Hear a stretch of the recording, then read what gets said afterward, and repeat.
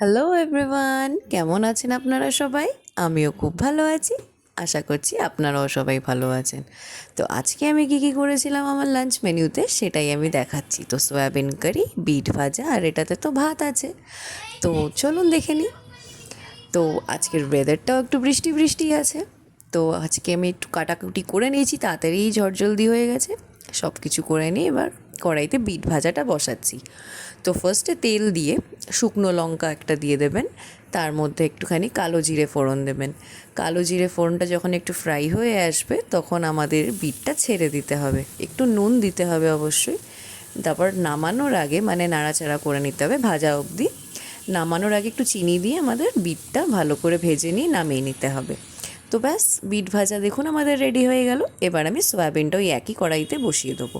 তো ফার্স্টেই তেল দিয়ে জিরে শুকনো লঙ্কা ফোড়ন দিয়ে এই যে আলুগুলো আমি ছেড়ে দিচ্ছি একটু নুন দিয়ে। এবার ভালো করে ভাজতে হবে আমাদের একটু লাল লাল পর্যন্ত আলুগুলো। তো ভাজা ভাজা হয়ে এলেই দেখুন আমি ভাজছি, একটুখানি টাইম নিয়ে ভেজেই তারপর সয়াবিনগুলো আমাদেরকে দিয়ে দিতে হবে।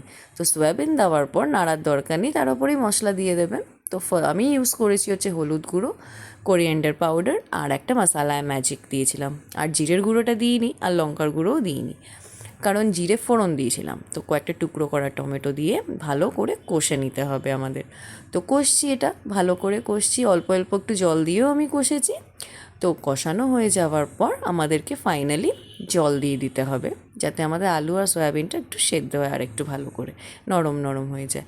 তারপরেই ব্যাস আমাদের একটু ঘি, বেশ খানিকটা একটু ঘি দিয়েছি আমি ইয়াম্মি লাগার জন্য। তো বেশ খানিকটা একটু ঘি দিয়ে আর একটু ওপর থেকে গরম মশলা গুঁড়ো ছড়িয়ে দিয়ে ভালো করে নাড়াচাড়া করে নিলেই আমাদের তরকারিটা কিন্তু রেডি হয়ে যাবে।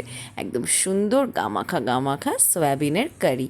তো যদি আমার রেসিপিটা ভালো লেগে থাকে আপনাদের সকলের, তাহলে আপনি আমার চ্যানেলটিকে কিন্তু সাবস্ক্রাইব করতে পারেন এরকম রোজ রোজ ভিডিওস দেখার জন্য আমি লাঞ্চে কী করি। আর অবশ্যই একটা লাইক করে দেবেন। Thank you.